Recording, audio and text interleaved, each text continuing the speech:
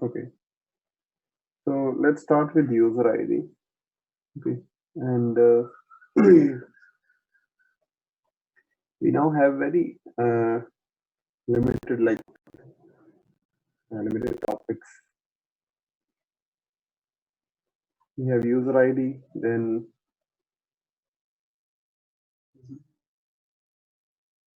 okay, great.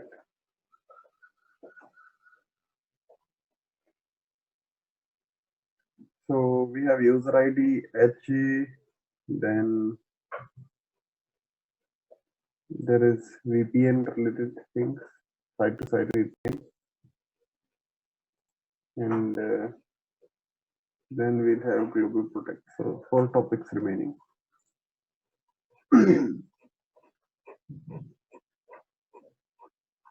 I think in the coming week we should be able to complete this class. Okay, and because max to max each of these topics take like a 2-hour session. So max by next Friday we have the class over. Because today almost you can think user ID will be over. So 3 topics, we have more than 5 days. So I think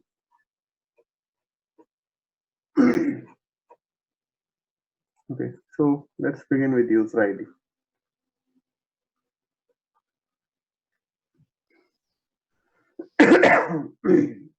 So Sudhanshu, next class will we start on the same time?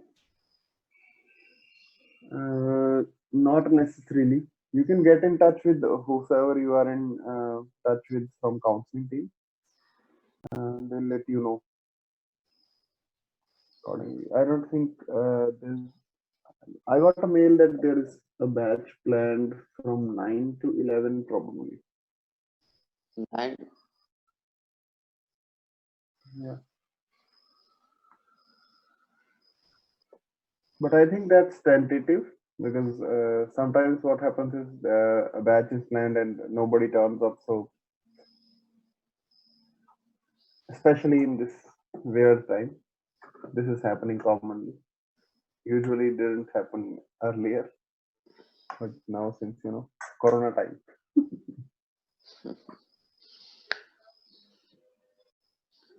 So 9 a.m. to 10 a.m. right? 9 to 11. 9 to 11. Yeah.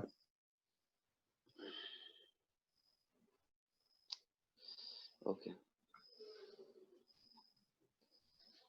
Okay. So let's talk about user ID. Okay. As you know, we can have Active Directory and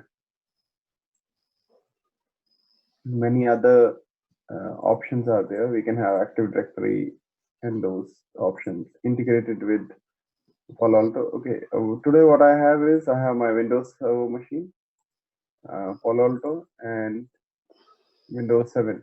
Okay, these 3 machines. And this practical can be performed in, in non-licensed firewall as well. The only thing is you won't be able to see it in the monitor tab, which user is using what. Okay, but you can verify it from the CLI, whether your configuration is working properly or not. Okay, so like we have discussed always, this is where user ID is checked. So in the initial packet processing, when your packet comes to what happened to my yeah. Okay, so in the initial packet processing, traffic is checked somewhere here for user ID. Okay, and there is some issue.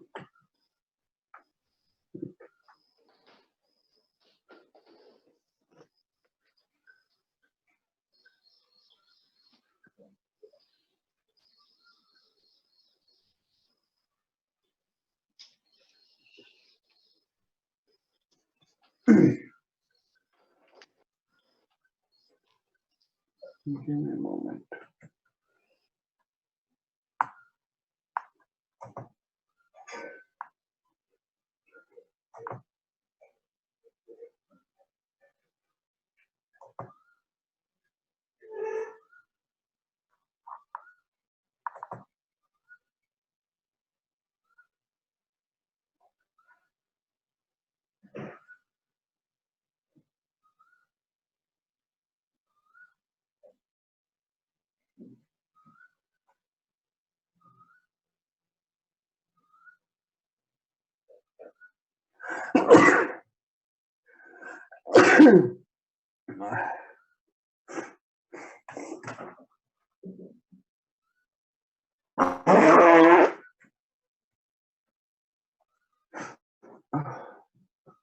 I'm sorry.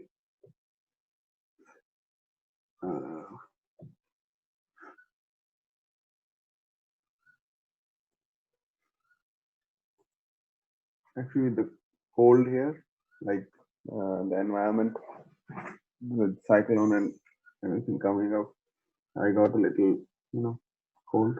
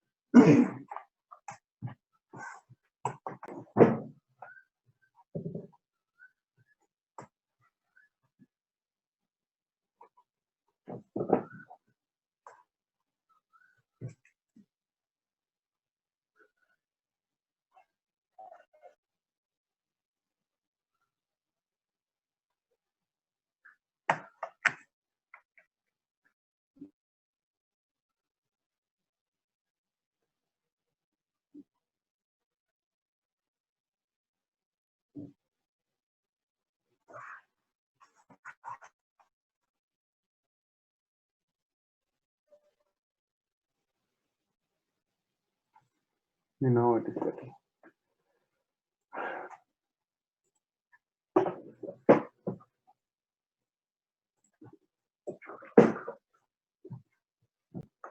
Okay, so we have user ID.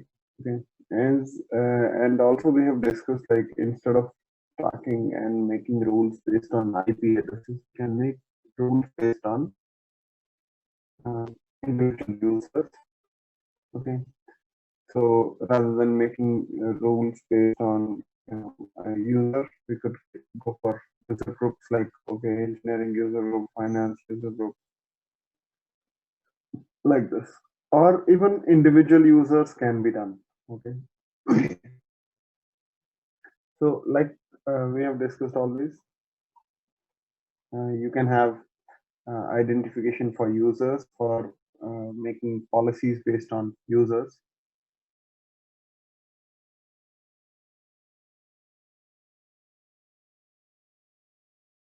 So all these operating systems integrated depending upon which central user ID method they are using to access devices in the corporate environment.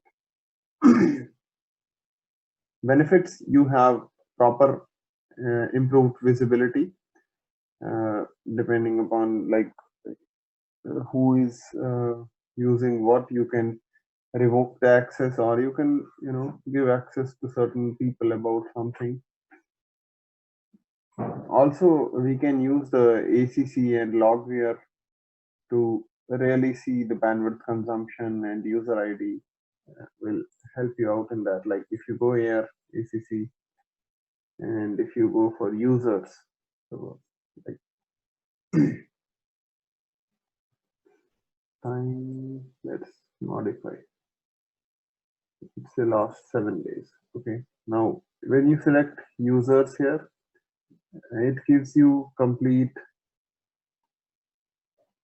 visibility into which user used how much bytes, which application is being used so by different users. So this gives you a very clear visibility. Okay, which URLs are being used by which user. Now, currently, what you see here is the source user in ACC tab is none, because we have not integrated it with any user ID method. Okay, but once we have integrated with a user ID method, you will have all of these things visibility. For most of these things, they have a user ID option as well. Okay, along with that, in the monitor tab also, you can see it here, source user. Okay.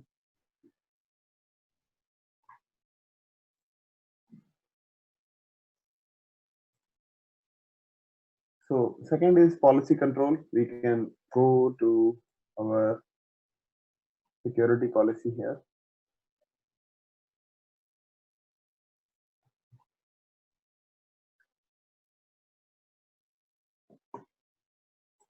And you can mention individual users. Okay, now currently you don't see anything coming in the dropdown because we have not integrated.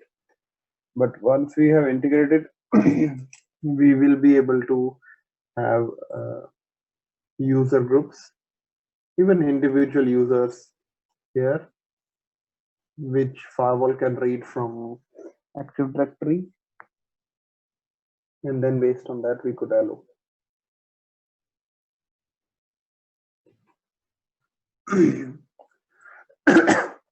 Okay, so policy control, tying user information to security policy rules.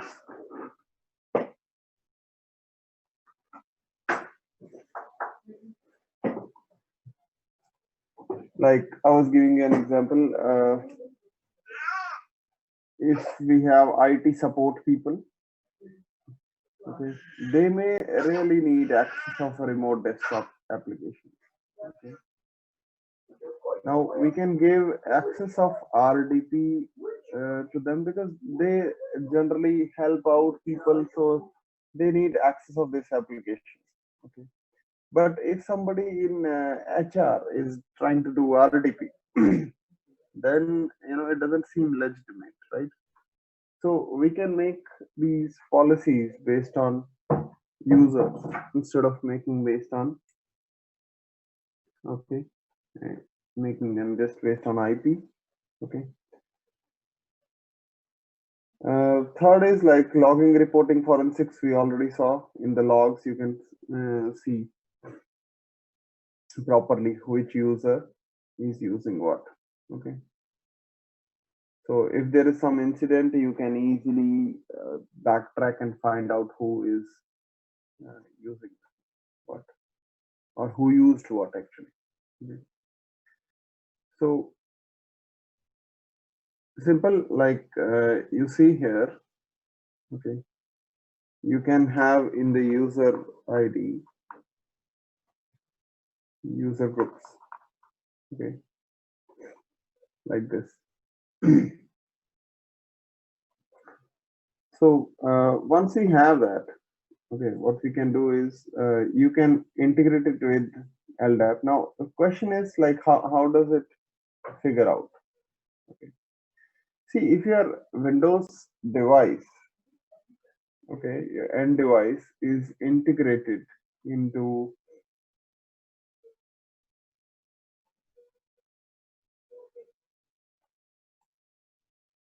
like think of it as this.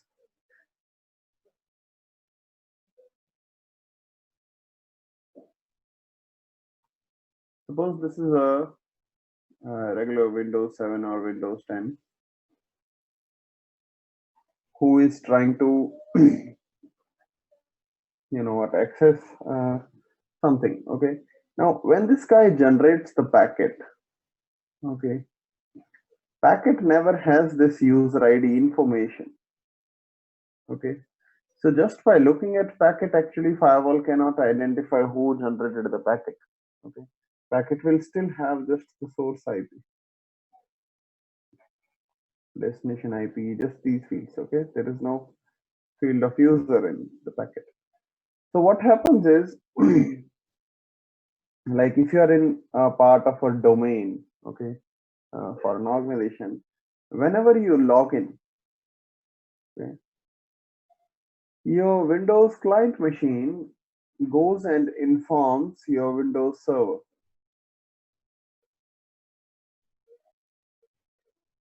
that such and such user has logged in to this PC, okay, and it makes Windows Server learn about like the IP user mapping here, okay, like it creates an event that this thing happened. Once you have your firewall integrated with Windows Server, firewall can pull this information from here, okay, and then based on that, if it pulls this information, it can figure out that if it is this IP, it must be this user, okay. So that's how it generally works. Okay, let's look at it from here. See, from the network traffic, you figure out what is the IP address, okay, and from the LDAP, okay, you also figure out the username, how I told you, okay. From LDAP, you can figure out user groups as well, and then you can make all your policies and rules based on either groups or username, okay.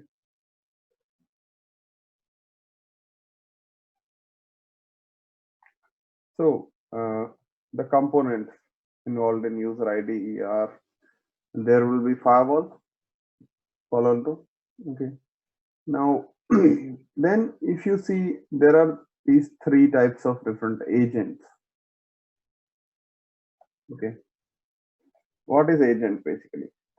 Uh, think of agent as that logical component um, which basically interacts for this thing, okay. Like I told you that it will pull information from Windows Server, right? Now that information is pulled by agent, not firewall. Like logically we say that, okay. Now there is different ways in which we can integrate this with the Windows Server.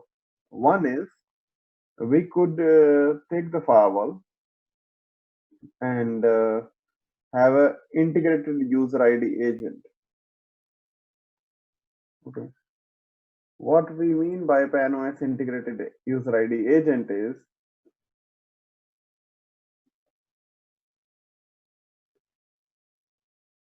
that you go to the firewall and here if you go to user identification, you fill in all these things here, okay. If you click on this gear icon, you can fill all the relevant things here, okay. So this is the integrated user ID agent, okay, because this is within the firewall, okay. This agent is not as a separate uh, you know somewhere else. Okay. Whereas if you look at this, okay, so this was Panos integrated user ID agent. Okay. What you can have is you can have a Windows domain member run a software. Okay. On Windows. What I mean is that we can have a client machine, Windows 7 XP doesn't matter, many are supported. And here we'll install a software from Palo Alto. Okay, you download that from Palo Alto website. I'll just show you what it looks like. We have it in the screenshots in the slide.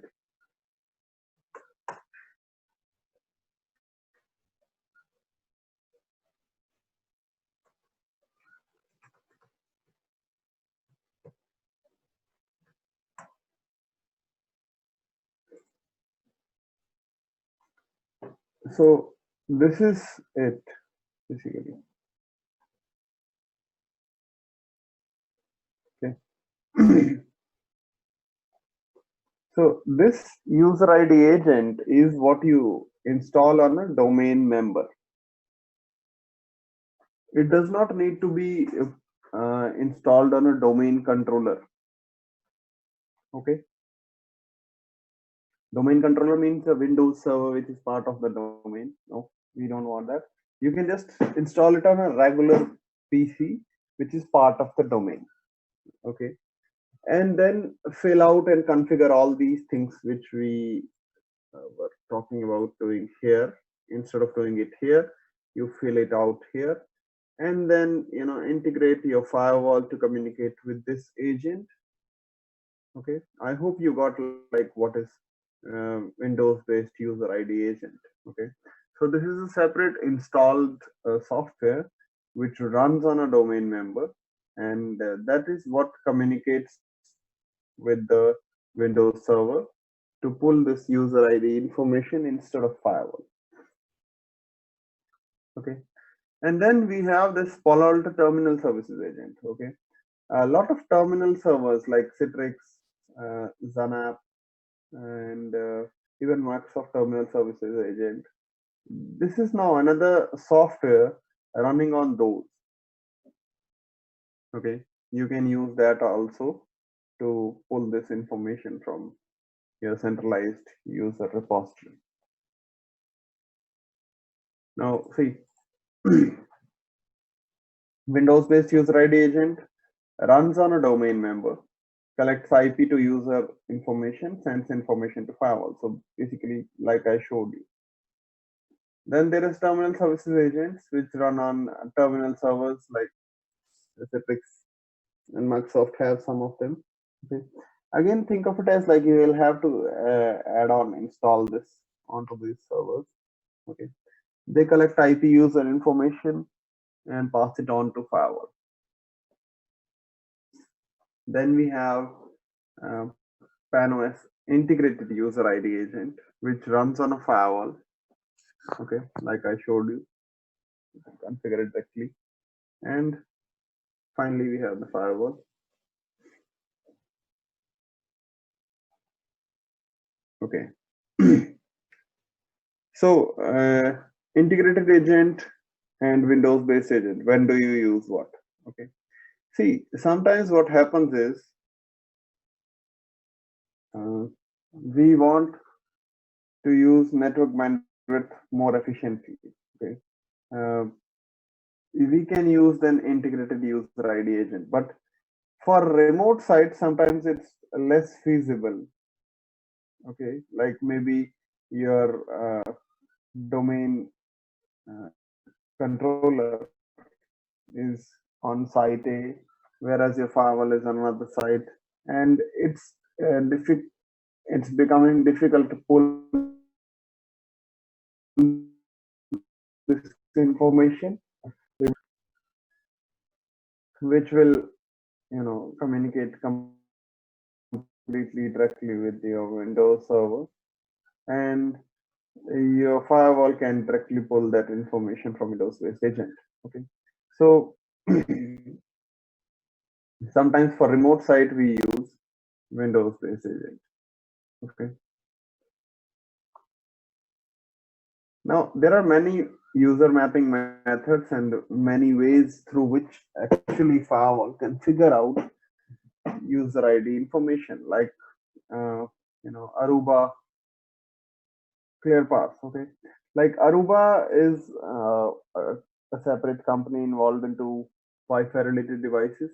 Now, in that case, there's no way to pull information directly, so they have XML APIs. Okay, and you will have to programmatically pull this user ID information. Okay, but at the same time, if you look at this, you can have Microsoft Active Directory in which it can directly pull information from your LDAP servers.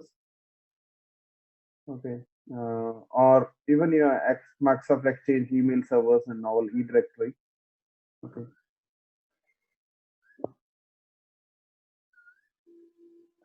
Also, if you have some third-party WLC controller, wireless LAN controllers, which is controlling your Wi-Fi access points, if it generates some syslog messages, it can figure out from syslog listening as well. Okay. If the person is coming through Global Protect or Captive Portal, then automatically they are informing about their user ID to firewall. Okay. So it can pull that information from there as well. Okay. Also, it can do client probing directly. Okay. Although this is less recommended to use. The reason for that is it's like verifying someone's identity by asking them. Okay, like in this case, what happens is firewall is sending the end clients, the Windows machine, and trying to pull information like, okay, which user are you? Okay. Now, if there is a potential attacker trying to utilize one of the devices to do something, he'll never inform you about the right user if you do client probing directly to it. Okay, so that's why it's less recommended, because user ID will preferably trust those uh, devices which are under control of some network admin. Okay,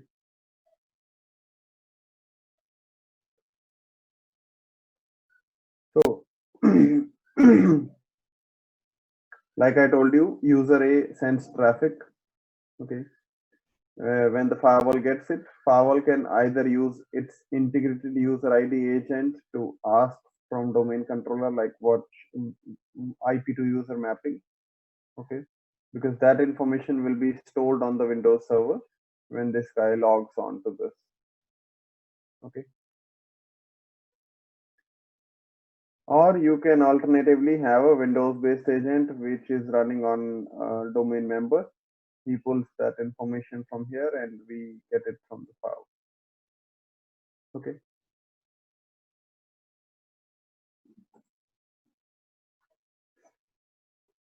So user ID should be enabled on the zone. What you mean by that is, if you go here on a zone,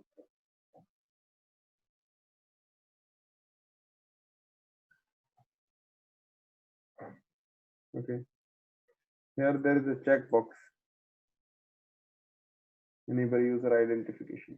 Okay, this, if it is not enabled, whether you configure user ID or not, this zone will not get like firewall is not going to pull information about users for that. Okay? And this is one of the common things that people forget while configuring user ID. Okay, we'll do it again. No problem. So who is agent for domain, whether it's a Windows-based agent, terminal agent, or an integrated agent, depending upon that. Query integrated agent for IP user information. So firewall queries this, or it can query a Windows-based agent. Okay, and then based on that, it can associate IP with a user or user with a group, and then security policies can allow or deny that. Okay. Like I told you, another thing is we have syslog monitoring.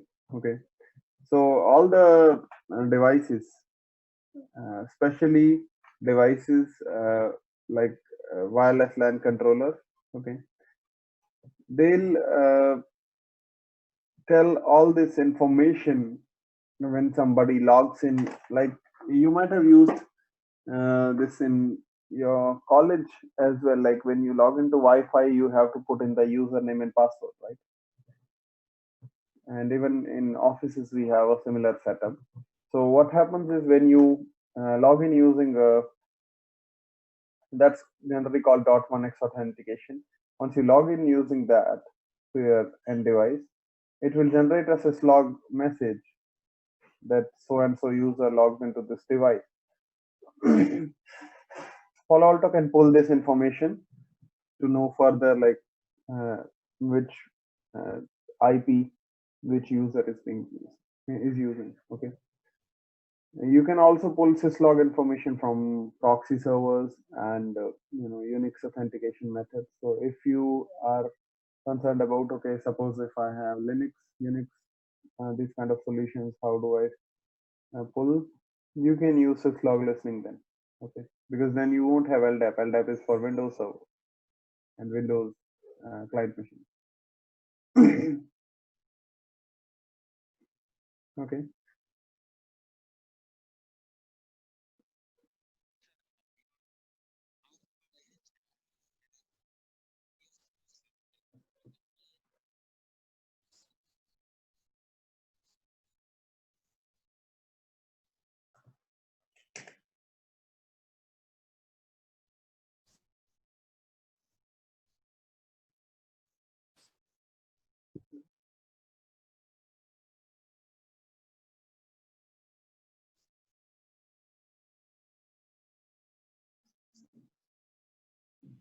great. That's that's typical laziness of IT infra guys in college. The faculty's user ID for email might be enabled as well. So this is like, this is just plain laziness of IT admin to disable people who have left the organization. Until unless he removes this, there's no way. And this happens, more often with colleges now because what they do is they hire and fire faculties very quickly. Like I've seen now this becoming a trend. I'm not sure about your college, but this has now become a trend in Indian colleges. Like they hire faculty on a temporary basis. Okay, so this is also one of the reasons why they don't delete the user ID, because sometimes they I've seen college faculty is getting hired for month to month basis, like an ad hoc teacher or a temporary teacher of a school, just like that.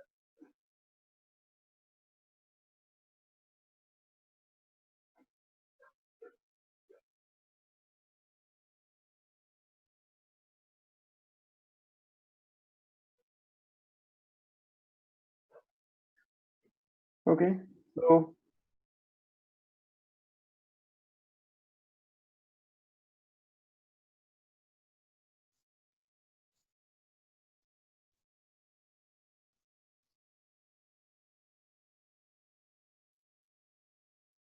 no, see, it's doable, but it's like if the process is right, like in any organization when a person leaves, there is a detailed process as in how to do this that, and if they are not disabling the user IDs of people leaving the organization on that particular day end, then they are waiting for some even some employee could share his user ID. It might be that the faculty just shared, the user ID, like, okay, use it if it still works after I leave. Okay. So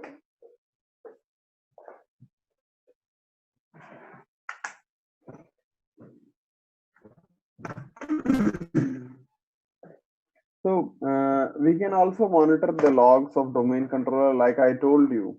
Okay, this is the user information that gets there in the event viewer. Like you can see here, lab user is using this server name, this target info. So they tell about all this information. Like you can really see it in the event viewer in Windows Server. So the same information is pulled by the firewall. Okay.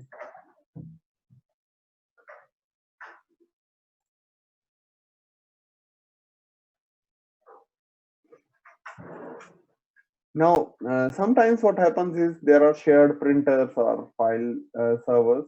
Okay. Then when people access that, we can pull information from there as well to figure out like who is authenticating on what server. Like suppose this guy here tries to authenticate on a file server or a print server. Uh, Again, when it authenticates, it's going to send this information to the domain controller. Okay. So once the domain controller has it, we can have the user ID pull this information from there. So we can also do the session monitoring to maintain and know IP to user mapping. Okay. Also, like I told you, uh, user ID agent can pull this information directly from the client machine. Okay. Now, problem with that, like I told you, you can use it to verify and map.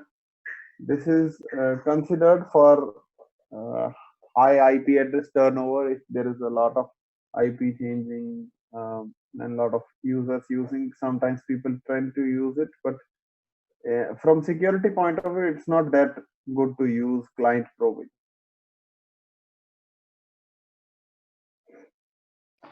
Sudhanshu, is there any possibility to make the policy through the device MAC address? No.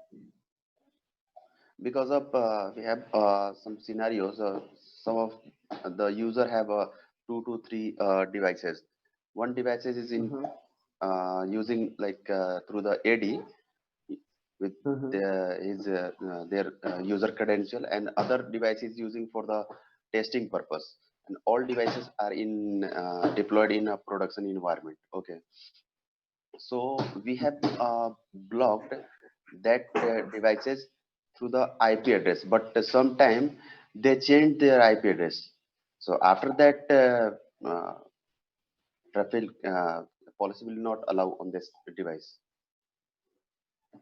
Okay. So is there any possibility So, to block those devices? what you can do is, if you want to integrate them with NAC, okay, you can integrate them with a solution like Identity Services Engine, something like that.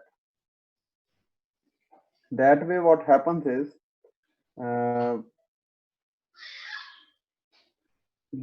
like suppose I'm using my mobile, okay. Now, if I want to use Wi-Fi, company Wi-Fi on my mobile, okay, I authenticate with the NAC, okay, Network Admission Control.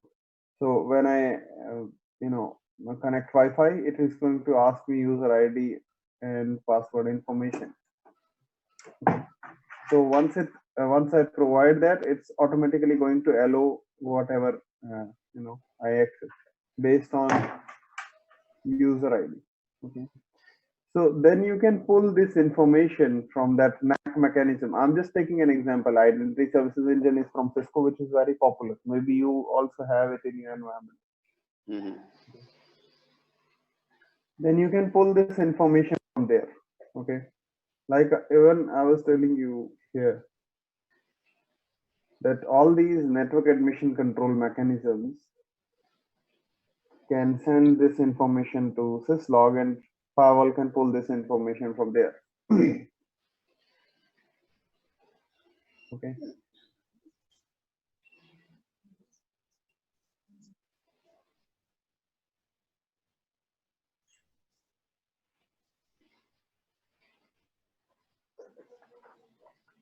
See, this is not based on subnets.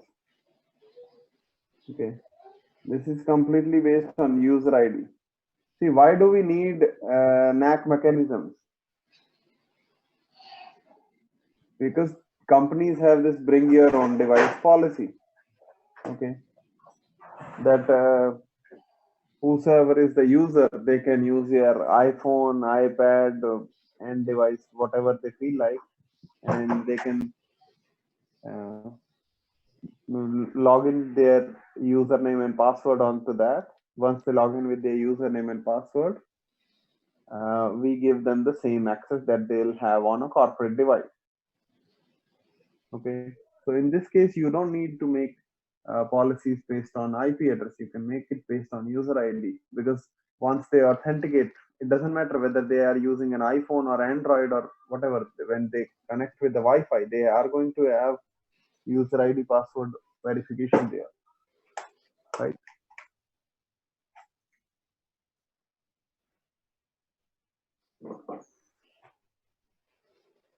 Not certain files. Whenever they come to Wi-Fi or a physical infrastructure, when they plug in, they have to enter a username password.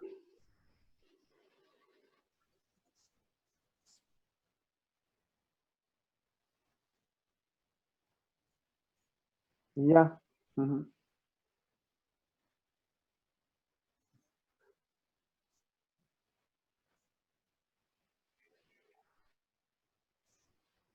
See, that happens on devices like this. That's why they call it network admission control. Okay. Because you can make policies here, checking out the host name with the domain. Like, suppose I'm using my personal mobile here, which is not part of the domain. What happens? It won't allow me to access certain things. So that has to be done via NAC devices, not via, you know, not everything can be done via firewall, right?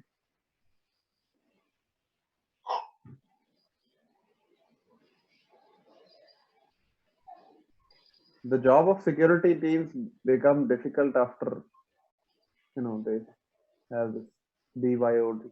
Also, security people sometimes in fun way say this is bring your own disaster.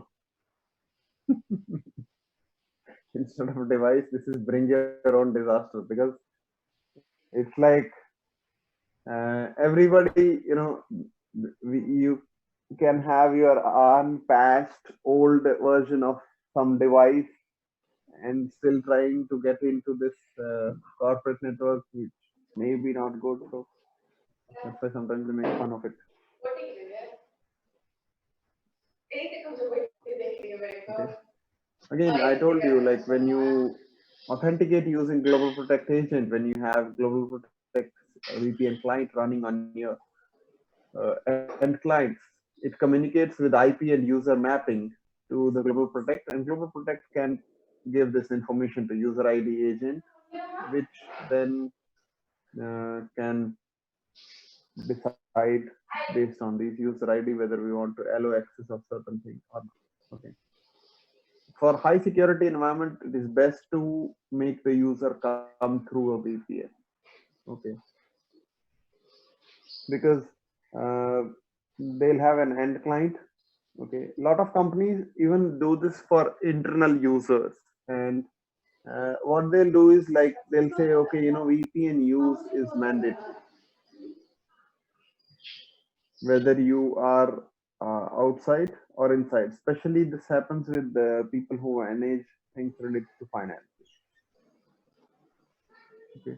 So even when they are sitting within the company, they are asked to connect VPN, and then they'll get access to the server, or else they don't get access to the server. So for if you want to make it completely secure, that's the best way to do it. And agent will be available on most of the devices.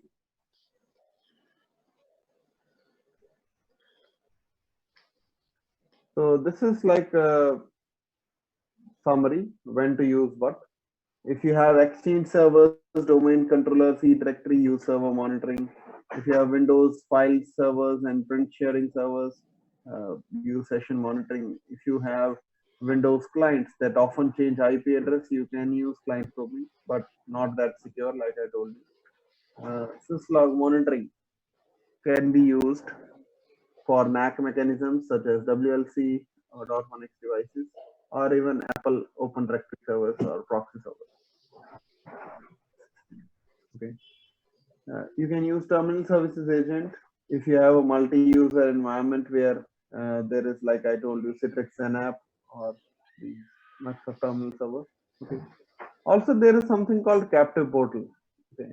Um, if you have web clients that are not part of domain name server, what you can do is, let me show you what the captive portal looks like.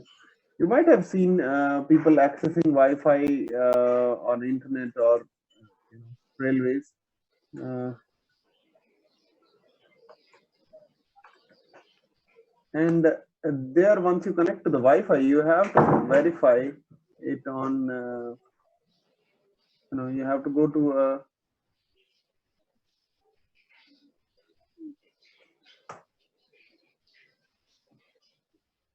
when you open it up, it shows you a website where you have to authenticate with the user ID and password. Okay. So you can verify people who are not part of domain with captive portal. Okay. Now you can make it authenticate. You can integrate most of these portals with SMS APIs so that people generate a OTP and make it work in a more automated way rather than manually creating username. Because suppose somebody as a guest comes to the company, okay, you might not want to give company servers access. Okay, you might not want them to apply for a username and then infrastructure team creates that username and makes it work. Okay, it's better that we have. Uh, we have any option to provide the captive portal, those users who can connect it with the LAN Captive devices. portal option is also available in Palo Alto.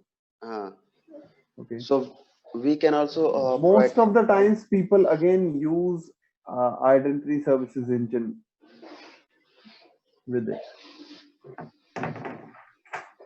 So instead of Wi-Fi, because suppose if we have a 100 plus test devices, so that is a little bit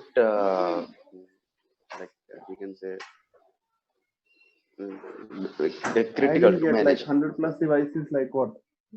100 plus testing devices. I'm telling about testing Okay. devices. So uh, I think if we provide the captive portal to log in with Mhm. user ID and then those devices which are connected with the LAN. So we can manage, I think, easily, and we can mainly we have to monitor those devices, test devices. Which are not part of the domain. Yes, which are not part of the domain because they So you generate the can lot enable of. captive portal using Palo Alto Firewall if you don't have more specialized NAC mechanism. So this will help. Yeah, we have included one practical for captive portal also in the workbook. Okay, if you have received the workbook, you can just have a look at uh, that practical. It's not that difficult to configure captive portal on Palo Alto, And so you also can we use that for can, testing. Yeah. and also we can cap the we can put the bandwidth management caps, right, in Palo Alto device. I'll have to double check that. We can have that, but like, what scenario you are planning to use it? This is a simple. Actually, I don't want to allow like uh, I want to cap some bandwidth for the test users because Okay. yes, so we can configure just yes, we can configure on that firewall. Just I need to check this thing. I think then you will have to go for QS policy to define all that.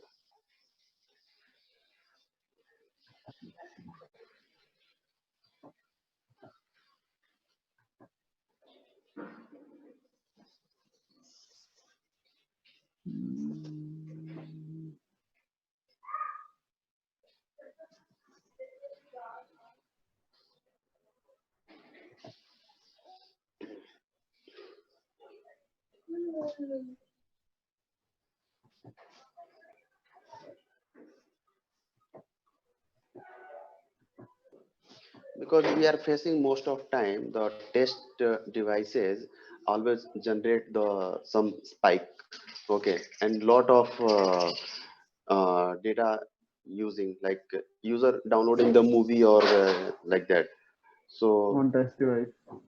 from the test device, and after that, after downloading, they change their the IP address or like that. So just we will do if You put the can cap. enable captive portal. See, the benefit of that is Hmm. give them test users for per employee. Like, okay, suppose there are 10 employees. Okay, give each of them a separate test user. Yes, we can enable Okay, the captive portal, but and we enable can captive also. portal. Mhm. When they try to download movies, you can pull out the things from the logs and show them that your test user downloaded this much data. Why is your Mhm. test user? And also you can block those test users from accessing certain things. You can allow them only to access those specific things which they are supposed to. Like they'll not Actually, use we this. cannot block those things because of the test devices. They are using for this only. So we have to allow all things for those users, for those devices. Okay, but we need to verify. We need to block that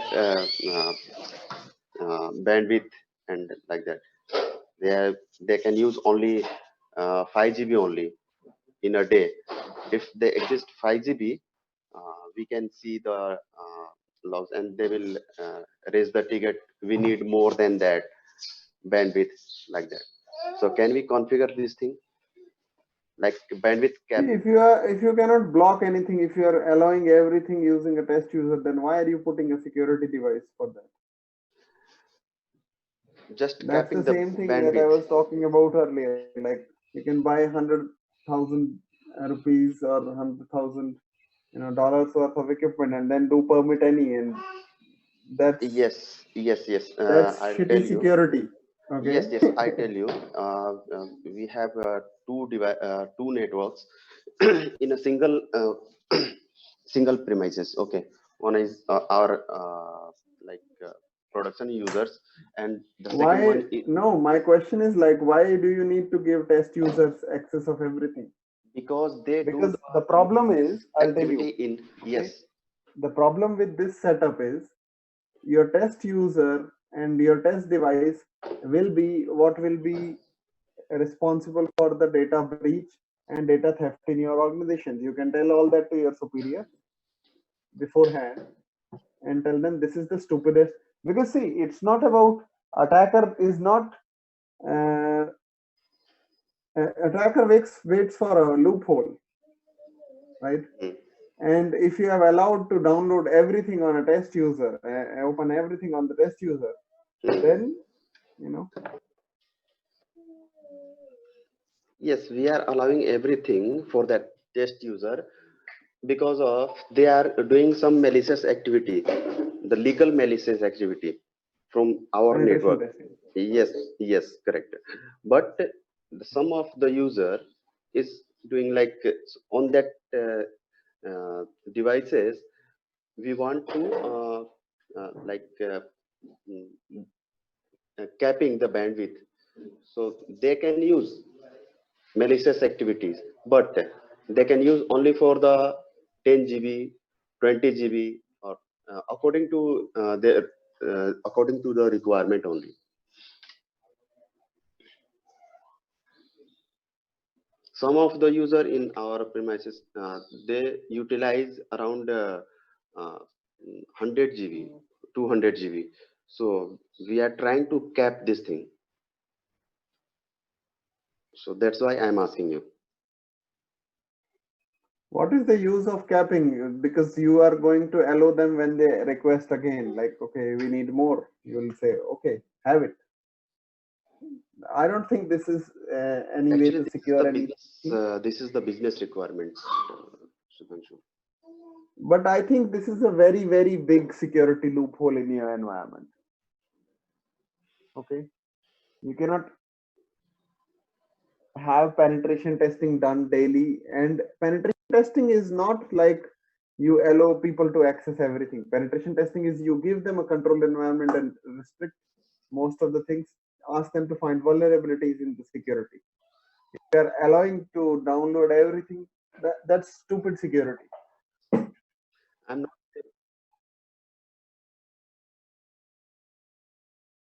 Yes, we can. Yes, definitely we can.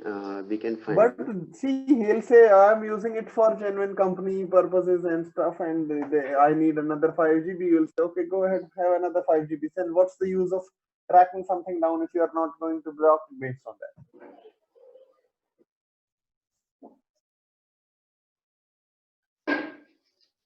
That all things we can see, but what's the use of it if the test device is no? See, their company wants test users to have access of everything. They have made a rule for permit any. So I think this is a really bad security. Okay. Like if I'm a security engineer for such organization, I'll be the first person to resign and leave the organization, because when some breach happens, you are going to get screwed. Okay. They'll first pull up this IT guy who is managing security and say, why did this happen, that happened? You are already because Yeah, Sudhanshu, actually, I think I'm not completing. See, normally in no our problem, let's leave that. Okay, let's continue with user ID. Okay. okay.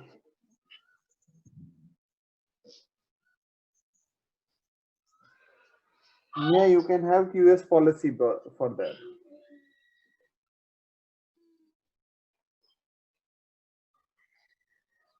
Yeah, you can have QS policy for that. QS policy also supports having user ID. Okay.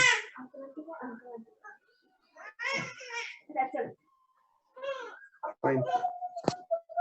So,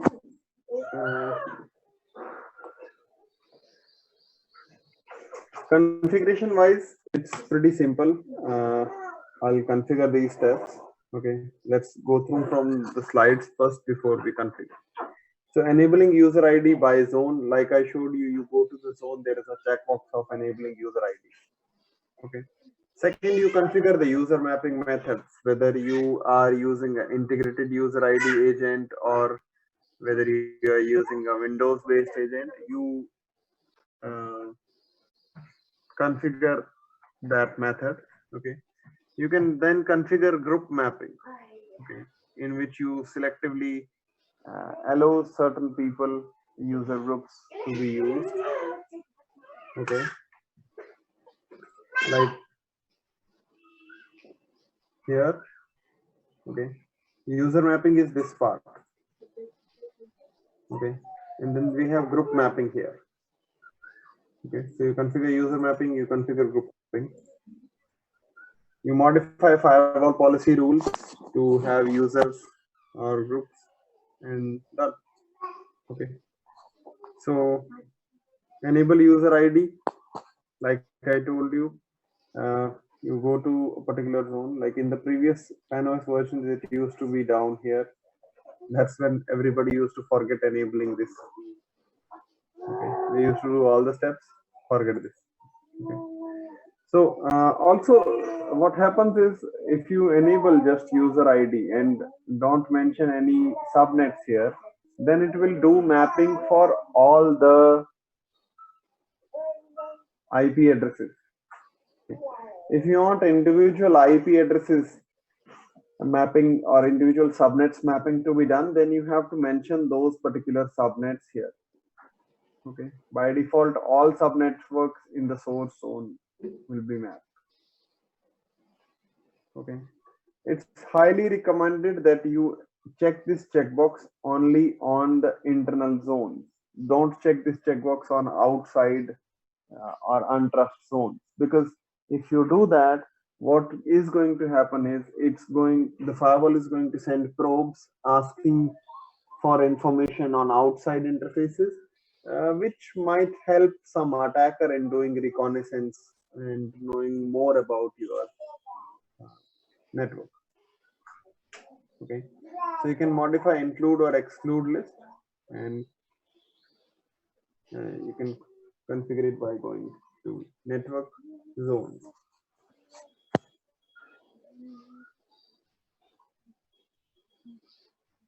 Second is you configure PAN-OS integrated user ID agent. Okay, and now what we have done is we have included all the steps that you have to do even on Windows Server. Okay, because sometimes what happens is security people, they are not able to communicate properly, like what things they require on the Windows Server. Okay, so on the domain controller on the Windows Server, you are going to create a service account with proper permissions to run the agent. Okay, so you create a service account with appropriate permissions. Okay, and that service account will have certain user access. Okay, so certain, it will be part of certain user groups in the Windows Server. Okay, on the firewall we define the address of servers to be monitored. So basically you go somewhere here, and here you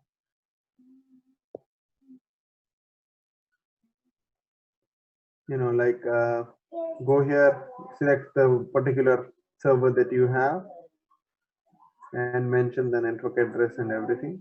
Okay,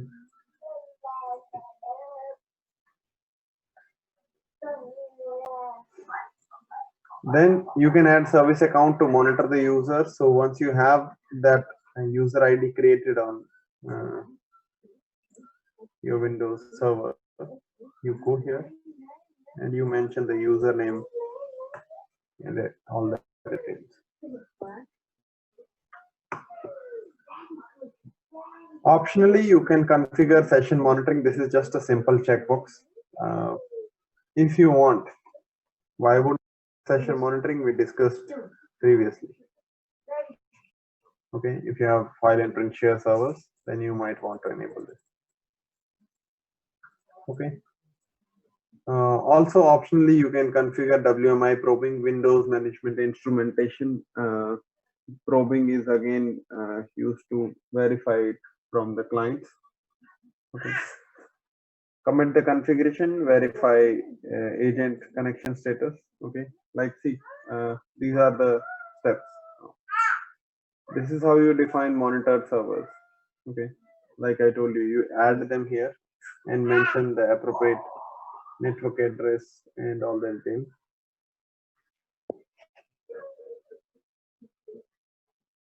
Also, there is one more thing. Suppose you, while configuring firewall earlier, had given DNS server's IP address here. Okay, if you had given DNS server's IP here, like in the initial configuration sections for the firewall, then you can directly go to the go to the user identification and click discover. Okay, If you click discover, it's going to pull that information which you configured for DNS servers on Palo Alto Firewall, and it's going to try to add that to the monitoring list. Okay. That's what happens if you click discover. If you want to manually add here, or maybe you have not mentioned everything in the device setup services tab, then you can add them manually. Okay. So if domain is configured during setup in general settings, like I told you, user can elect to discover. Okay. Or else you can manually add always. Okay. So we can add the group Windows servers. Windows AD user group directly over here. IPs of Windows servers. Okay. Okay. Maybe you have a cluster. You can have 4 or 5 IP addresses here.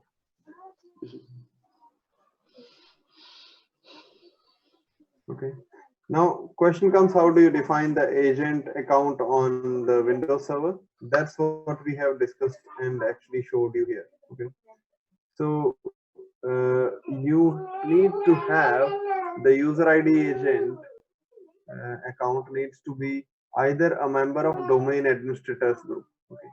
But if you ask your Windows server guys to give them a user ID which is a member of domain administrator group, you will be like opening up a lot, and it will be like sometimes Windows server admin guys behave as if you have asked for their kidney, because domain administrator gets a lot of privileges. You can access a lot of things with domain administrator. So if they are not willing to do that, and if you want to make it more secure, preferably don't ask for this. Okay, ask for these. Okay, server operator event log reader group to be added to your user ID. That user ID you will come and mention here. Okay, because if you ask them domain admin, it's like somebody comes to you and says create an admin account in the firewall with super user privileges for me. Okay, would you easily allow that? You won't, right? So same thing is applicable for that. So then, like, although you can do everything using domain administrator, but it's recommended to have the server operator and event log reader. Okay. You have to configure it with domain/username format under this tab. Okay. Now, what do you need to configure on the AD? Okay. On the AD, you will have to make sure that that particular user is part of these three things. Okay. One is distributed COM user, second event log reader, and third server operator. It's better to go this way rather than making it a domain administrator. Okay.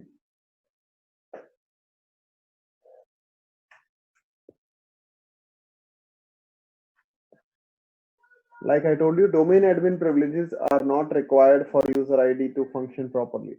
So you can have these user ID. Okay.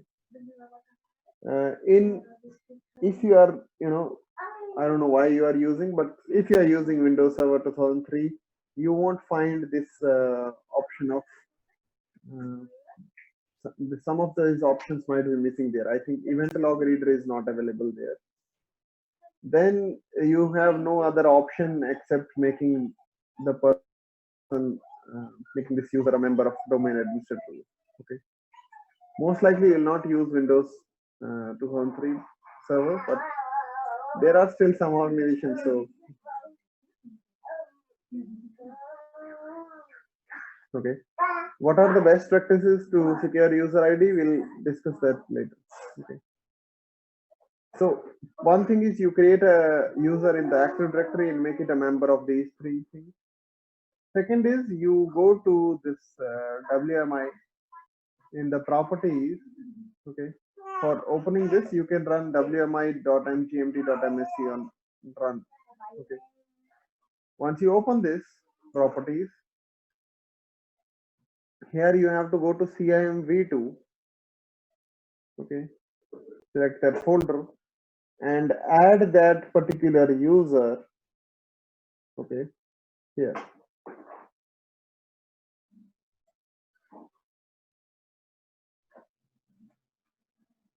Okay. Once you have that, click apply. Okay. Done. That's why, like I told you, these things can sometimes be complicated for people who don't understand Windows servers. Like even me, I don't understand it in depth. I'm not an expert on Windows server. Okay.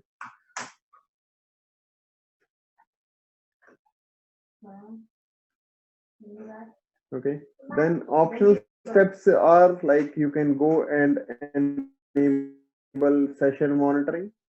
Okay. For this, you will need to go to server monitor tab and enable session monitoring, or you can also you can go to this client probing tab and check the checkbox there to enable client probe.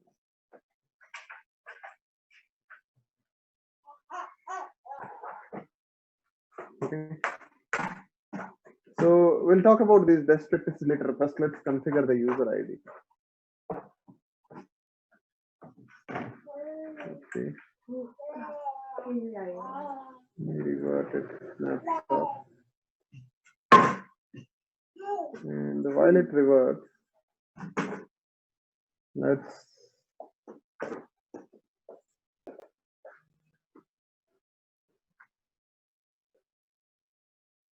let me show you things here. Okay. Like if you go to Active Directory, what you see here is that we have an imedita.local user here. Sorry, domain here. And if you go to users, you'll see that there are multiple users. Okay. Now in our case, what we are going to use is let's use this user. Okay. We can also right click and define new users here. Okay.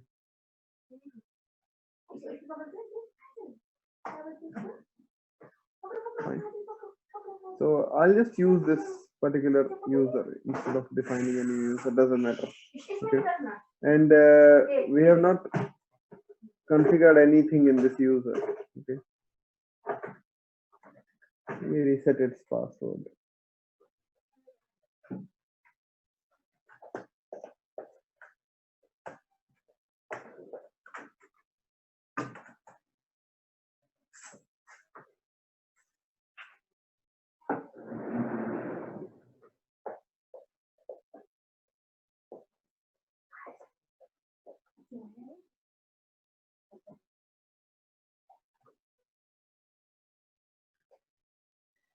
Okay.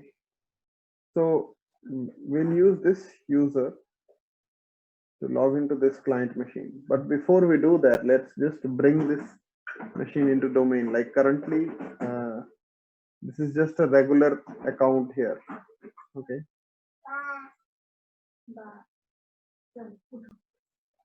Fine. In order to do that, what we do is we'll right click, go to properties, change setting, and here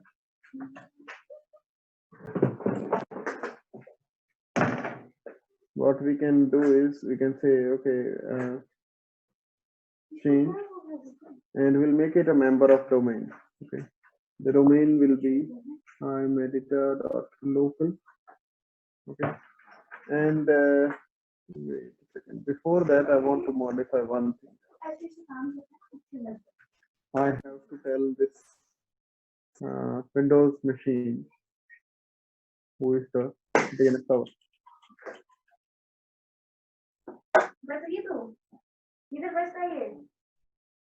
Okay, so DNS server I'm going to say 10.0.1. I think that's 12. Let's verify on the Windows server.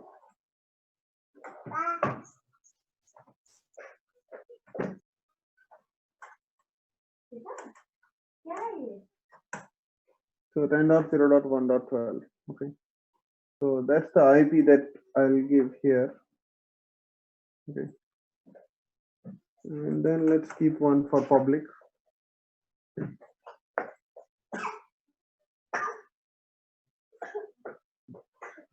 Fine.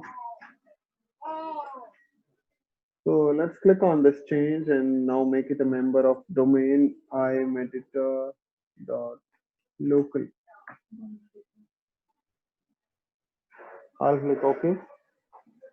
It's asking for a username that will be Shiva. You can give a password that I just reset.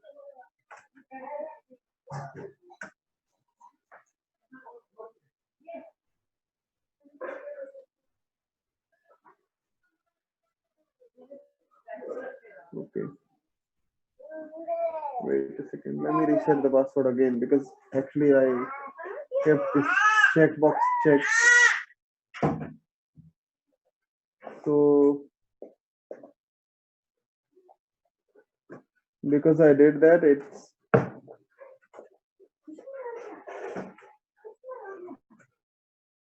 asking me that the user should change their password before like logging in because I had kept this checkbox checked. Let me check it. Let's try again. Okay.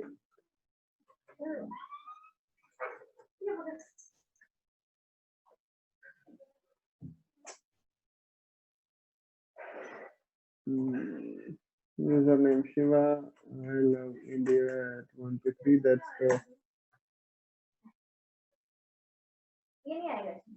What happened?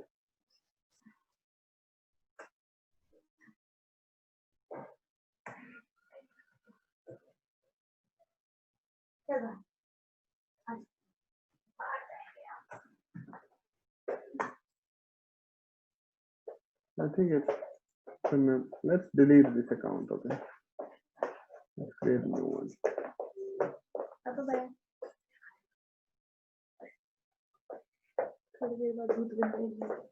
Right click new user.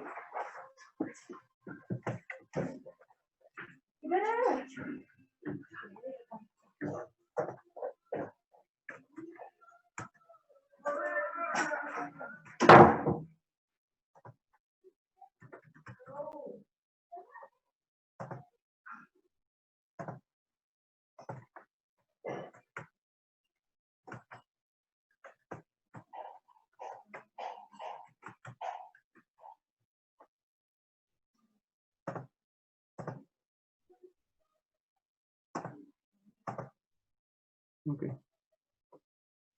Let me use this now.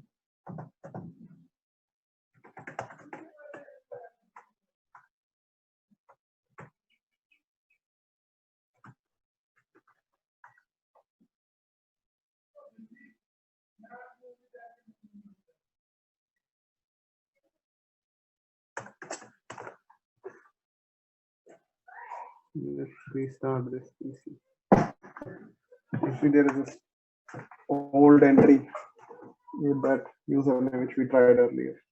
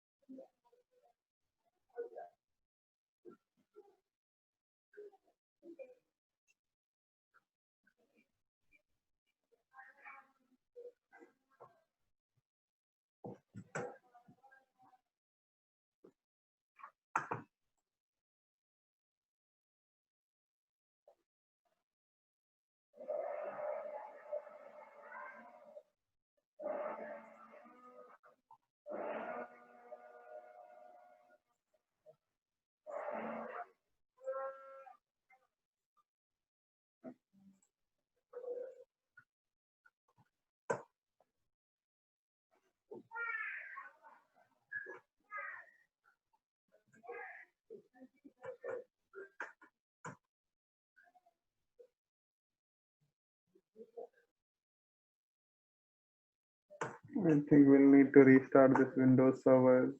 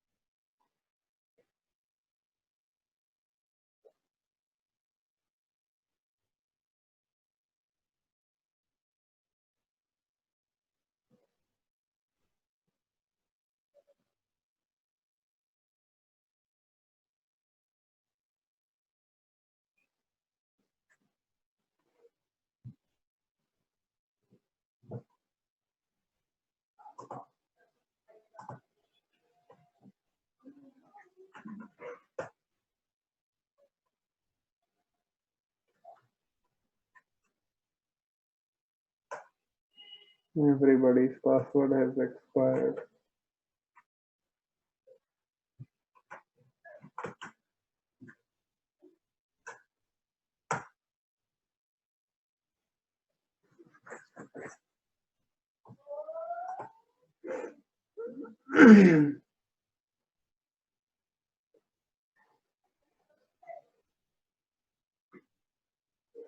Now the license has expired.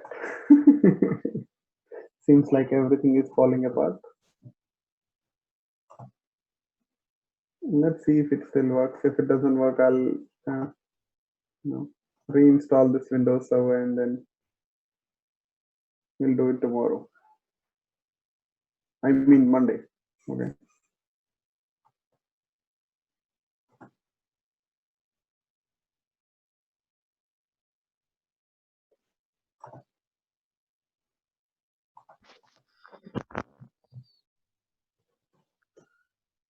Sudhanshu, Hmm.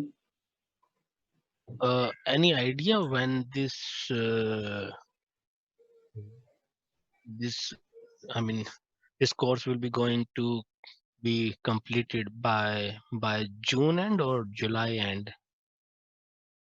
No, I told you, I'm not sure whether you joined at that time or not, but I told you, like, most likely in the next week we are going to end it. We just have, after we complete user ID, we have Global Protect, Site-to-Site Okay, VPN, and HA, three topics remain. okay, Each okay. of those So topics takes around 2 hours generally. So even worst case scenario, suppose we don't have classes for 2 days, we have 5 days in the okay, coming week, so it should be over. okay, okay. You mean to say it may be the last week for this course Yeah, for the next coming week will week. be the last. Yeah. Okay, so because I left, I missed some of the parts, so I need to take care. Okay, I will take care of my by myself. Okay, no worries. I will ask you later on which of the parts I need to focus. Okay, okay, Sudhanshu. Thank you. Okay. Okay. Uh,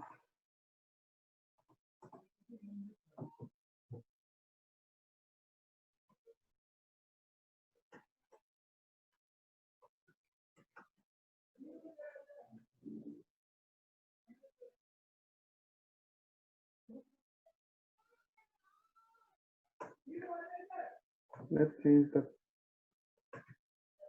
computer name. Okay.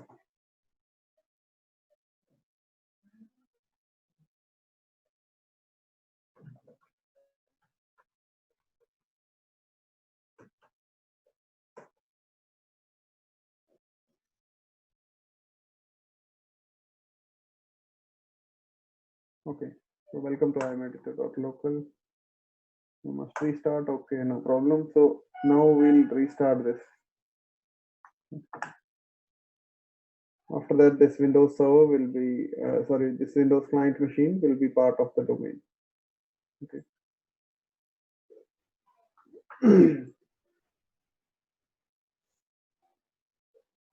Let's define a new user.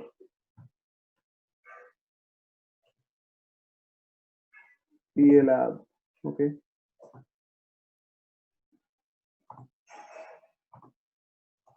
We will use this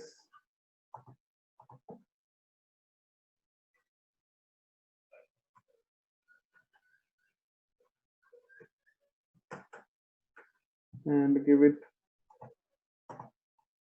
the privileges. Like I'll go to the properties of this user. In the meantime, let's give it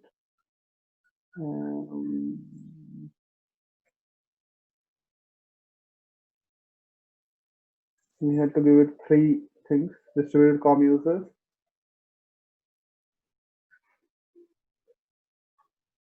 okay,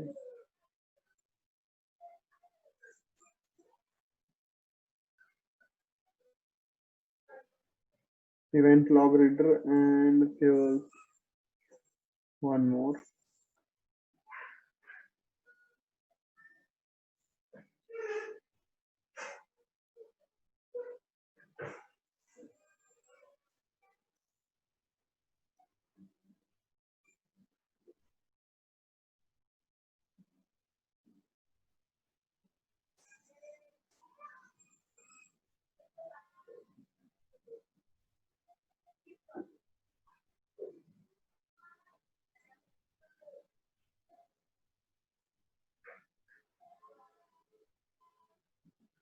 Server operator. Okay, like we discussed here, that this user should be part of these 3 groups. Okay.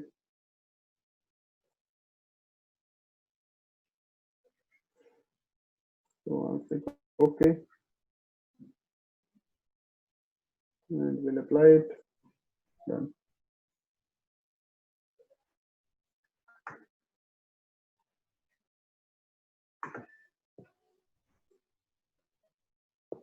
Let's log into Windows client machine first. Okay. I'll click switch user and log into this domain.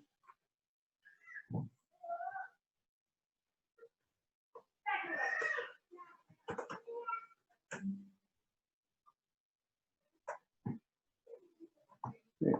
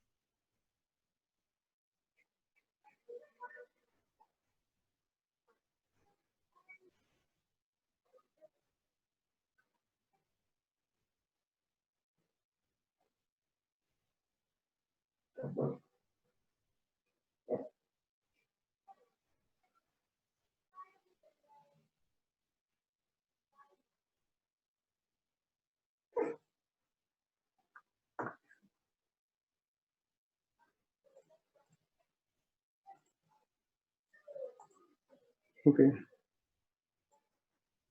So let's configure those other things. Okay. This we have done. Second thing we need to do on Active Directory is you need to go to this WMI management and change the properties and modify these things. Okay.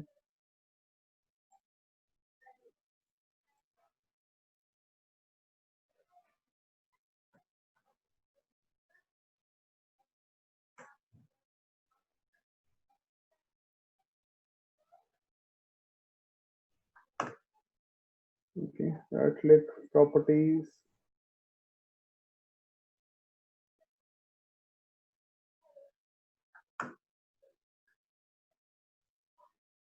In the security tab, CIMv2 folder,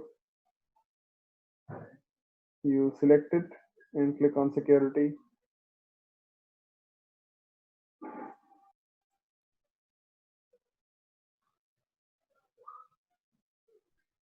Okay, here we need to add that user of our the PA lab that we have created. Okay, fine. And once you add that user, he should have enable account, remote enable. These two checkboxes checked.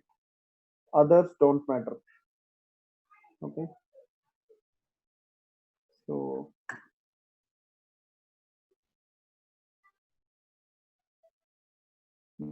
enable account, remote enable.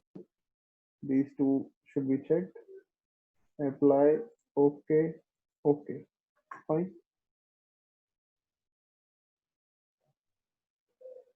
Clear?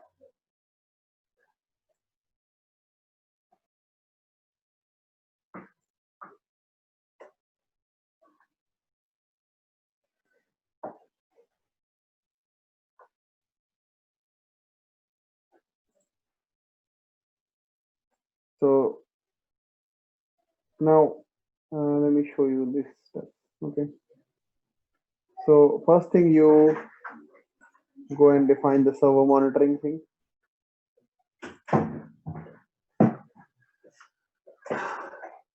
Let's add the server here.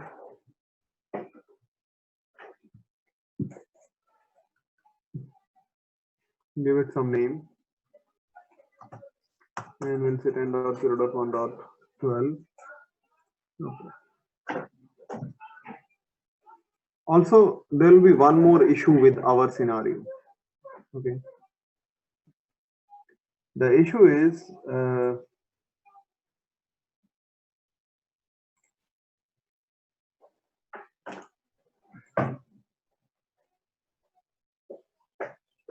if you go to this Windows machine, okay, what you see is that VMnet 1 is where it exists. Okay, and VMnet 1 exists on Palo Alto at the Ethernet 1/1. Okay, right? So if Palo Alto firewall has to communicate with this server, it has to send traffic through Ethernet 1/1 in order to communicate with 10.0.1.12, right? And if you remember from the initial classes, we discussed that by default, firewall, when it needs to communicate with anybody, it's going to use the management interface. And if you want other interfaces to be used, then you will have to configure a service route. Remember? In which we had discussed, like you will have to customize this. Okay. So we need to customize the service route here for two things. One is LDAP. Okay. And we need to select LDAP and say source interface should be Ethernet 1/1. Okay. Similarly, we'll also have to do it for user ID agent. Okay. Source interface will be Ethernet 1/1. Okay. If your Windows server is on the management interface itself, then you don't need to do this step. Okay. Clear? This step is not in the slides because you might not have to do this. Okay.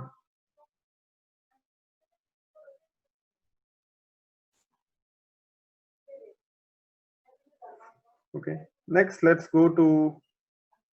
Okay. So we did this. I'm just trying to relate it with the slide so that you are comfortable. Like, okay, you know, this is the same thing that we are doing here. Okay. We have already created this service account, made it part of server operator, event log reader, and distributed COM user. Now we'll click on here and we'll use this user ID. So let's click here and we'll say the username is PA lab. Okay.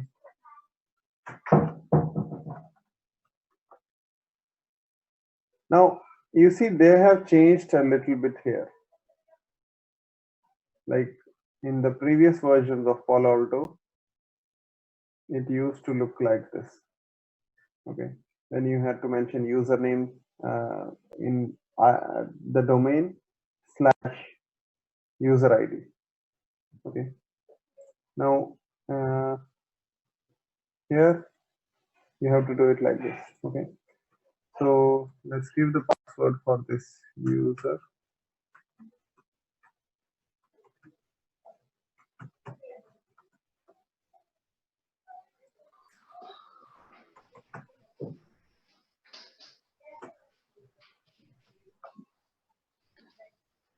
Amerita.local is the domain, Yeah. and what is the password for which user password you have mentioned? Yeah, Yeah. server. Okay. Okay. Okay. Because this is the client machine user. Okay. This is the end user who is using. Okay.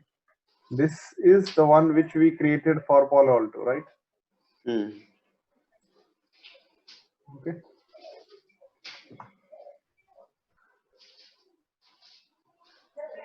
Server monitoring. If you want session monitoring, you can check this checkbox. For us, it doesn't matter because we are not using any file sharing or printing servers. This will enable client probing. It's not mandatory to check these checkbox. These are optional steps. Okay. If you want, you can. If you don't want, you can keep them unchecked. Okay. I'll click OK. And this is the user mapping configuration. Like I'll relate it from the slides. From the slides, we said that on the domain controller, create a service account. We did that, right? On the firewall, define address of servers to be monitored. We did that. Add the service account to monitor the servers. Okay, we did that. Optionally configure session monitor, WMI probing. Okay, and commit the configuration. Okay, this was how to use the PANOS integrated user ID. Okay. And the configuration steps were simple. You have to enable user ID for the zone where the traffic originates. How do you do that? By going to network, that particular zone, that's inside, and we have this checkbox checked. Okay. Now, if we have many subnets and if we want to specifically do this for just this subnet, we could mention it here. Okay. Like which we want to include or which we want to exclude. Okay. So we are not doing that. This we have already done. Okay. So see, enable user ID per zone, configure user mapping methods. Okay. That's actually configuring this thing, which we did. Third thing is configure group mapping. Like I told you, when we were here, we were into user mapping. Okay. Now we'll go to group mapping. Okay. And one of the easiest ways to check whether your this domain and everything is working properly or not is by going to group mapping settings, clicking add here. Okay, wait, I'll need to create a profile before I do that. Let's go to LDAP here. Let's add the server here. Okay. Give it some name, and we can add the IP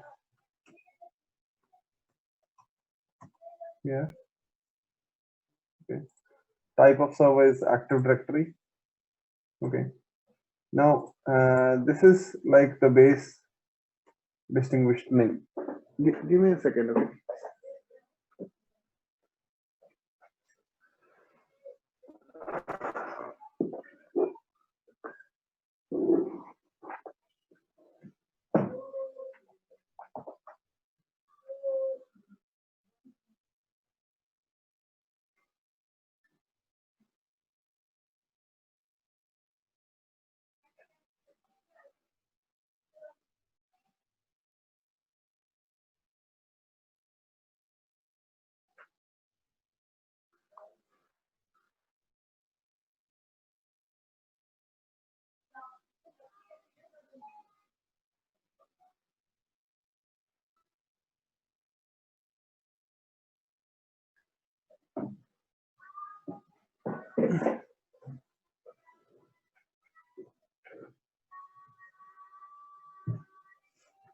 So here we need to give like something this. Okay. DC equals IMeditor, comma DC equals local. Okay. This you can ask the Windows server guy because he'll tell you the actual domain and everything. Okay. And here is where I'll say cn equals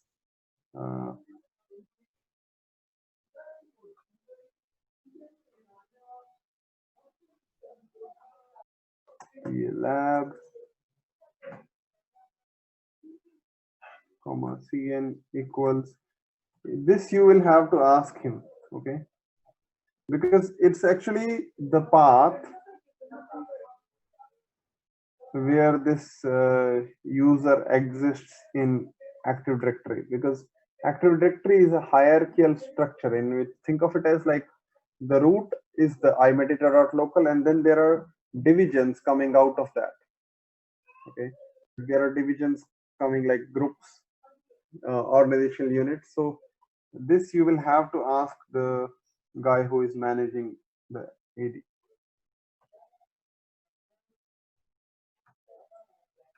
Because in that case there might be this HR user, sale users, or some place elsewhere this user might be. I'm just saying like randomly, obviously won't be HR. And uncheck this checkbox. Okay, if you don't have SSL enabled, like I don't have SSL enabled, if you are you can ask your Windows server guy whether this LDAP authentication and LDAP thing will be encrypted or not. Okay, I'll just uncheck it because for me I have not configured it like that. And one of the easiest way to check whether your user identification is working or not is by defining group mapping. Okay, this is where you tell which user groups I want to be read by Palo Alto from the server.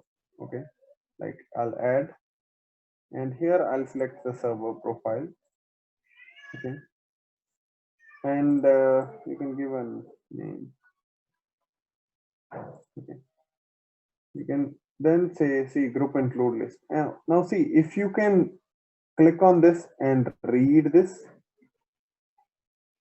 Okay,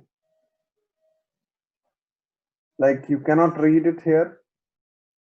Why? Because actually it failed to connect with this. Why? See, we configured the service root, but we have not yet committed that configuration. So firewall is not being allowed to go to the server using management interface. Okay, got the point?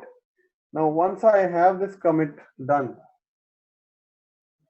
firewall will use Ethernet 1/1 interface to go to that user.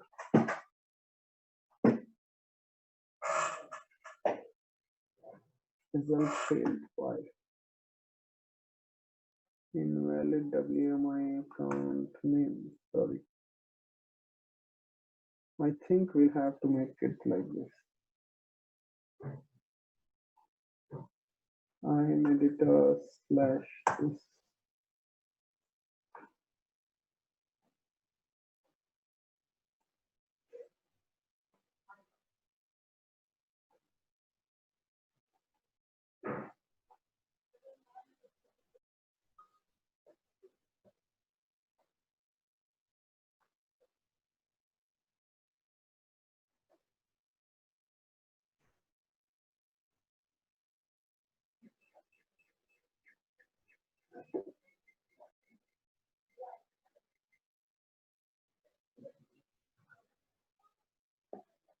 Okay, so it completed successfully. Now see, let's go back to group mapping settings and see if we are able to navigate the AD or not. Okay.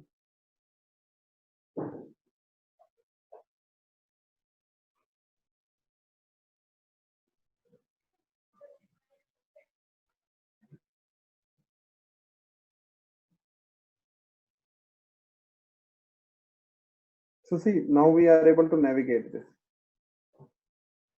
And we can select which users and which user groups we want to add. Like in my case, Sudhanshu belongs to domain admins. Okay, that I will show you here. Like this user, I click properties. It's a member of domain users. Sorry, not domain admins, domain users. Okay. Fine. So this one, not that domain. Okay. So you can add whatever you feel like. Okay.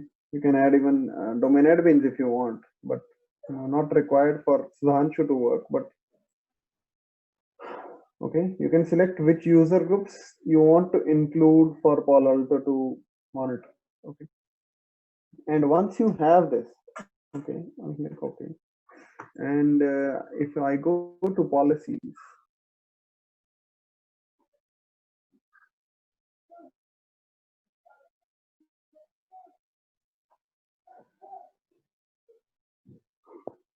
I can mention the users here. I can add and okay, I'll need to comment before I do that.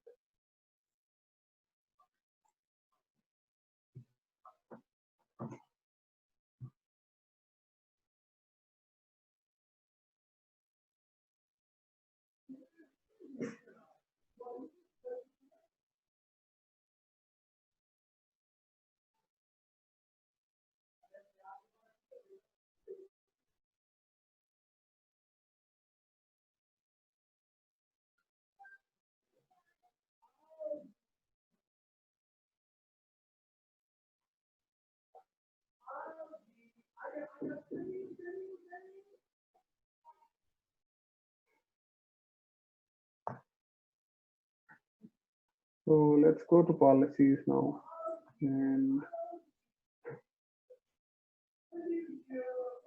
user. See, now we have this.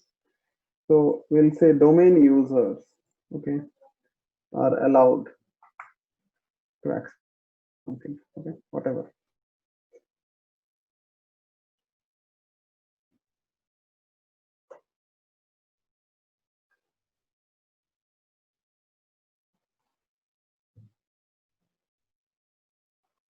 So if I open,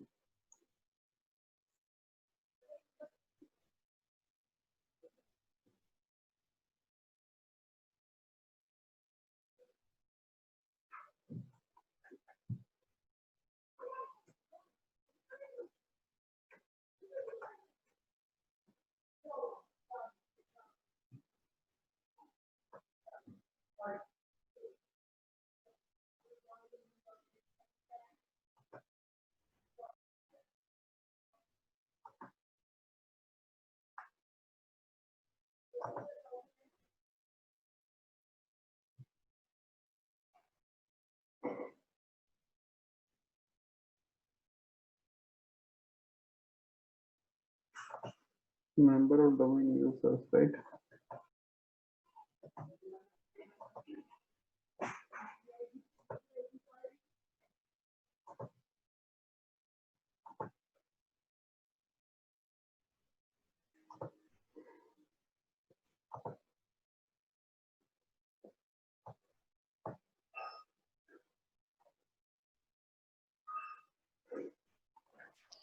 It's just showing the DNS issue. Wait a second. Let's check. Status here is connected, so this looks good.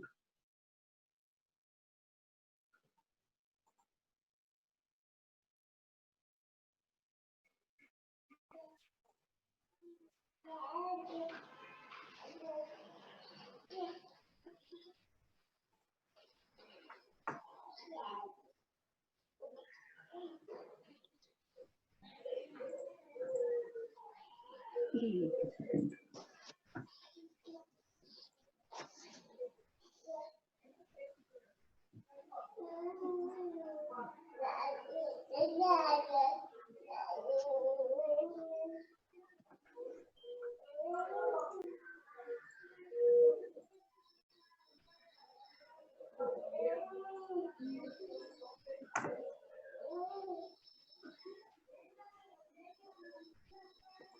Okay. We need to add domain admins as well. Why? I'll tell you. Actually, what's happening here is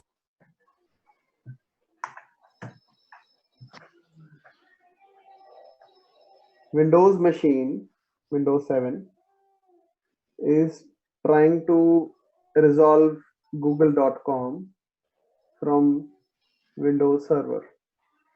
Okay. Windows Server is trying to send the traffic out to resolve from 1.1.1 because obviously it doesn't have information about google.com. But firewall is blocking its traffic because the person logged in here is a domain admin. He's not a domain user. Okay. So if I add, did you get the point? Because we have specifically said only domain user. Okay. Let's add domain admins as well to this. And after that, it should work. Because if Windows Server is not able to resolve this domain, then there is no way that it can go out.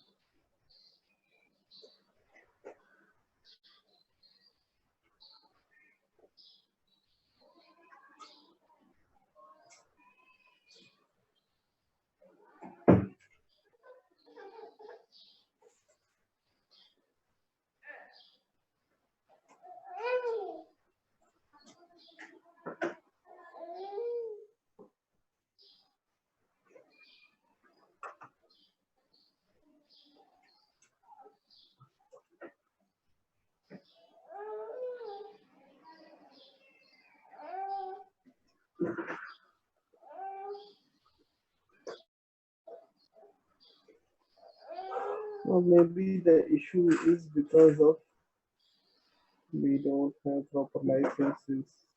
Because maybe this is also giving issues.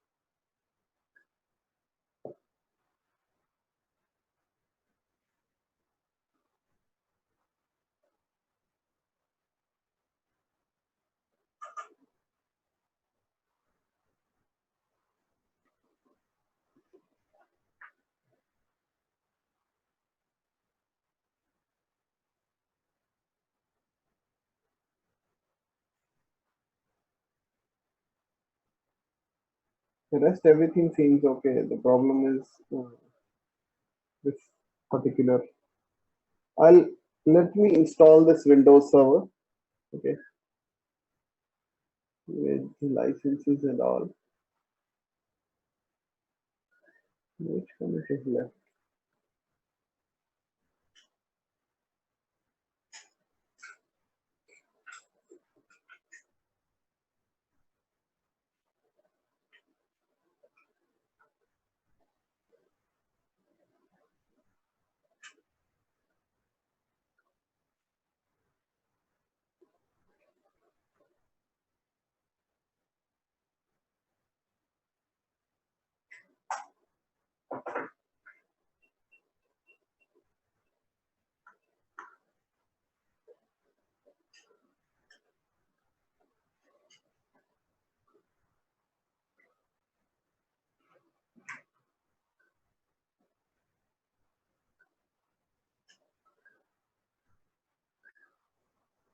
Let me reinstall the server.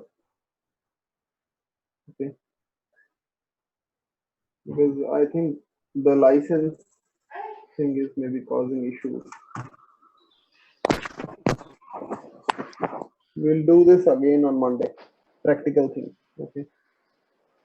Uh, okay, Sudhanshu. And we will do the same configuration if we have a Linux server instead of AD For Windows. Linux, you will preferably use syslog listening. So you will have to. Your voice is hello. Hello. I'm Yeah, saying for Sudhanshu. Linux and Unix, you will have to integrate it for syslog listening, not LDAP. Okay, and remaining configuration will be same. Yeah. So the server profile also changes. The server profile will be not LDAP. It will be syslog server profile. Okay, so we will cover in our practical session. Actually, I don't have any, like Linux deployment with plus. Then I'll have to have syslog. So we don't have anything ready. I'll look it up if I can find something till Monday. Okay, and one last question. Actually, we are planning to upgrade our firewall. So, what is the necessary thing we have to carry out? Still, it's on 8.1 version, and we are going to Okay. upgrade latest. So, what is the actually requirement is required to carry out? Like, what's the process? Yes, actually, this is in a production environment. So, how much time it will What take things to look out before? before upgradation? Yes. Hmm. And we are planning to upgrade in this weekend or maybe next weekend.